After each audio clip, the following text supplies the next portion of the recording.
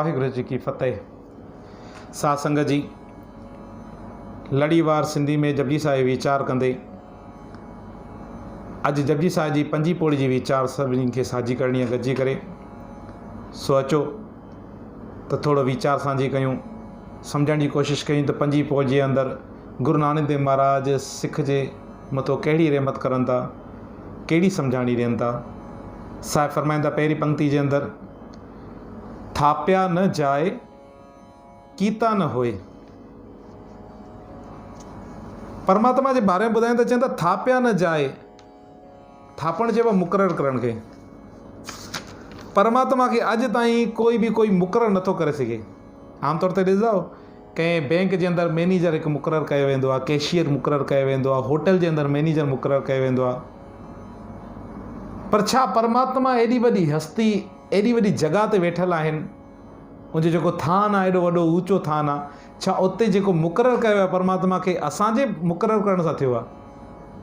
दुनिया में त MN ऐं MPA बि आमतौर ते वोट वठी उहो मुक़ररु थींदा आहिनि। वज़ीर आज़म बि मुक़ररु थींदो आहे 5 साल जे लाइ, वोट वठी करे पोइ मुक़ररु थींदो आहे। माना असांजे मुक़ररु करण सां मुक़ररु थींदो आहे, थापबो आहे। पर छा परमात्मा एॾी ऊची हस्ती, एॾी ऊचे स्थान ते वेठल आहिनि, असांजे वोट सां या असांजे करण सां, असांजे थापण सां थिया आहिनि? चवनि त थापिया न जाए। इंसान जे कंट्रोल को, इंसान जी ताक़त को इहा ॿाहिरि ॻाल्हि आहे। परमात्मा थापिया न जाए, उहो असांजे मुक़ररु करण सां मुक़ररु न थिया आहिनि। थापिया न जाए कीता न होए। छा असांजे बणाइण सां बणिया आहिनि? आमतौर ते इंसानु बणाईंदो आहे न शयूं, मोबाइल बणाईंदो आहे, सुई बणाईंदो आहे, कई हवा में हलंदड़ कई शयूं हलाए, जीअं हवाई जहाज़ थियो, पखा थिया, प्लास्टिक जा सामान थिया, लोह जा सामान, इंसानु कई उनखे घाड़त घड़े करे ॾींदो आहे। सोन में काई न काई शइ ठाहे वठंदो आहे, लकड़ी में ठाहे वठंदो आहे। पर छा परमात्मा खे बि कंहिं ठाहियो आहे? चवंदा न, कीता न होए। इंसान जे वस जी ॻाल्हि न आहे। थापिया न जाए, न असांजे मुक़ररु करण सां उहो मुक़ररु थियो आहे, न असांजे ठाहिण सां उहो ठहियो आहे। आपे आप निरंजन सोए। अंजन चइबो आहे सुरमे खे। सुरमो जे अगरि कंहिं कपिड़े ते लॻी वञे न त उते कारो दाग थी वेंदो हुयो। पर परमात्मा अहिड़ी हस्ती आहिनि जंहिंजे मथां कोई बि दाग न आहे। आमतौर ते कंहिं इंसान खे ॾिसंदो हलंदे हलंदे किथे दाग लॻी वेंदो आहे चरित्र खे। कीअं दाग लॻी वेंदो आहे? कंहिंखे स्मगलिंग जो दाग लॻी वेंदो आहे, कोई खून कंदो आहे, उनजो दाग लॻंदो आहे। पर छा परमात्मा एॾी वॾी काइनात हलाइनि था, उनजे मथां बि दाग आहे? चवंदा न, उहो पंहिंजो पाण में प्रकाश थियल ऐं उनजे मथां कोई बि उहो माया जे प्रभाव खां रहित आहिनि, उनजे मथां कोई बि दाग न आहे। उहो आपे आप निरंजन सोए, उहे स्वयंभव आहिनि, स्वयंभव प्रकाश थियल आहिनि। थापिया न जाए कीता न होए, आपे आप निरंजन सोए। अगली पंक्ति में साहिब फरमाईंदा चवनि, जिन सेविया, जंहिं उन परमात्मा खे यादि कयो, उनजे हुकुम अनुसार जीवन व्यतीत कयो, उनजी रज़ा में राज़ी रहिया। जिन सेविया तिन पाया मान। जंहिं उन्हनि खे सेवियो, उन्हनि जी वीचार कई, उन्हनि जेके निमिरता कई, तिन पाया मान, उनखे मान मिलंदो, इज़त मिलंदी।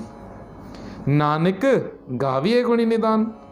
हे नानक, अचो त असां बि उन्हनि गुणनि खे, गुरु नानक देव महाराज फरमाईंदा, चवंदा अचो त असां बि उन्हनि गुणनि जे खज़ाने खे, निदान चइबो आहे खज़ाने खे, असां बि उन्हनि गुणनि जे खज़ाने खे ॻाए करे पंहिंजे अंदरि गुण प्रकाश करे सघूं।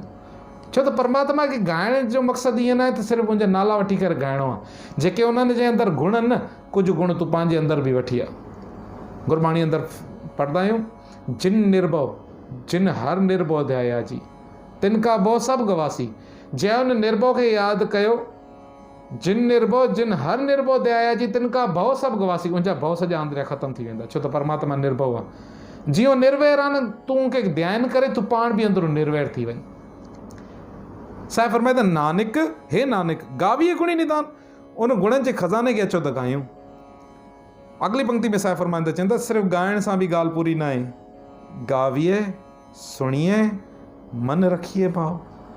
तोखे ॻाइणो बि आहे, तोखे ॿुधणो बि आहे, ऐं परमात्मा जो भाव प्यार पंहिंजे अंदरि में प्रकाश बि करणो अथई। गावीअ सुणीअ मन रखिए भाव, पोइ छा थींदो? दुख पर हर, सुख घर ले जाए।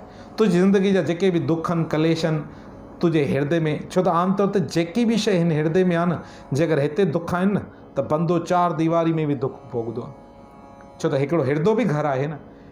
जेकर हृदय में दुख आहिनि बंदे जे में, हृदय में ईर्खा आहे न त 4 दीवारी जे अंदरि बि उहा ईर्खा प्रगट थींदी आहे, कॾहिं भाइरनि जे अॻियां, कॾहिं माता जे अॻियां, कॾहिं पिता जे अॻियां। छा फरमाईंदा, जे अगरि तूं परमात्मा जा गुण बयान कने, गायन कने न, पंहिंजे अंदरि उहे वठी ने प्रकाश कने, पोइ तुंहिंजो मन शांति थी वेंदो। पोइ छा थींदो, दुख पर हर, तुंहिंजी ज़िंदगी में दुख हलिया वेंदा, सुख घर ले जाए। तूं हृदय रूपी घर ऐं 4 दीवारी में रूपी घर में बि तूं परमात्मा जा सुख खणी ने। दुख पर हर सुख घर ले जाए, गुरमुख नादन गुरमुख वेदन, गुरमुख रे आसमाई। साहिब हिते फरमाईंदा, गुरु ऐं सिख जो कहिड़ो रिश्तो हूंदो आहे पाण में? आमतौर ते पीउ पुट जो खून जो रिश्तो आहे, भाउ भाउ जो खून जो रिश्तो आहे, कंहिंसां पार्टनरशिप हूंदी आहे बिज़नेस में, तुंहिंजो बिज़नेस जो रिश्तो आहे, कारोबार जो रिश्तो आहे। जेसि ताईं उनमें मुनाफ़ो फ़ाइदा मिलंदा रहनि था तेसि ताईं उन सां रिश्तो बरक़रार हूंदो। जॾहिं उनको नुक़सानु पैदा थींदो असां उनको कटे छॾंदासीं, परे हलिया वेंदासीं। पर गुरु ऐं सिख जो कहिड़ो रिश्तो आहे? साईं फरमाईंदा, चवंदा गुरमुख नादन, गुरु ऐं सिख जो पाण में जेको रिश्तो आहे उहो नादन जो आहे, अलापन जो आहे, कीर्तन जो आहे, नादन जो, उनखे पुकारण जो, सुरनि जे अंदरि उन परमात्मा खे पुकारण जो पाण जो रिश्तो आहे। गुरमुख वेदन, गुरु ऐं सिख जो कहिड़ो रिश्तो आहे? ॿियो चवंदा गुरु ऐं सिख जो पंहिंजो ज्ञान जो रिश्तो आहे। वेदन माना ज्ञान, वीचार। आमतौर ते जॾहिं सिख गुरुद्वारे जे अंदरि वेंदो आहे, मुख काॾे हूंदो आहे? गुरुमुख, गुरु ॾे मुख हूंदो आहे, मुख गुरु ॾे, अॻे छा हलंदो आहे? नादन, कीर्तन हलंदो आहे। कीर्तन जे दौरान सिख हज़ूसा में वेठो आहे, गुरु ॾे मुख आहे, कीर्तन ॾे, कीर्तन खे ॿुधंदो पियो आहे, उनखे पुकारंदो पियो आहे, गुरुमुख नादन। ॿियो रिश्तो कहिड़ो आहे? उन हज़ूसा में वेठो आहे, गुरु ॾे मुख आहे, गुरुमुख वेदन। मुख गुरु ॾे आहे, अॻे वीचार हले थी, गुरु जी परमात्मा जी कथा हले थी, उन वेदन जो रिश्तो आहे। गुरुमुख नादन कीर्तन जो, गुरुमुख वेदन कथा वीचार जो, ज्ञान जो। गुरुमुख नादन गुरुमुख वेदन, गुरुमुख रे आसमाई। गुरु सां प्यार करण वारो गुरमुख बंदो हमेशह हिकमिक थी हलंदो आहे परमात्मा सां। गुर ईसर, गुरु गोरख ब्रह्मा, गुरु पार्वती माई। सिख जे लाइ गुरु ई ईसर माना शिवजी, गोरख ब्रह्मा। सिख जे लाइ गुरु ई ईश्वर, ईसर माना शिवजी। सिख जे लाइ गुरु ई गोरख आहे ऐं गुरु ई ब्रह्मा आहे। गुरु पार्वती माई ऐं गुरु ई पार्वती माई आहे। सिख जे लाइ भाव अर्थ ईअं आहे त सिख जे लाइ सभु शइ गुरु ई आहे, सभु शइ गुरु।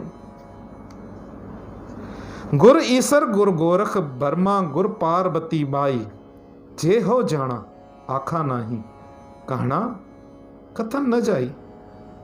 साईं फरमाईंदा, चवनि था ऐं इंसान काश असां सम्झी बि वञूं न परमात्मा जे गुणनि खे, पर उनजो अंत नथो पाए सघिजे। जे हो जाना आखा नाही, बयानु नथो करे सघिजे। एॾो वॾो परमात्मा आहे, एॾो गुणनि जो खज़ानो आहे, एॾो वॾो सागर आहे, असां हिकु बूंद बि न आहियूं। जे हो जाना आखा नाही, कहना कथन न जाई। वर्णन करण खां मथे आहिनि परमात्मा। जे हो जाना आखा नाही, कहना कथन न जाई।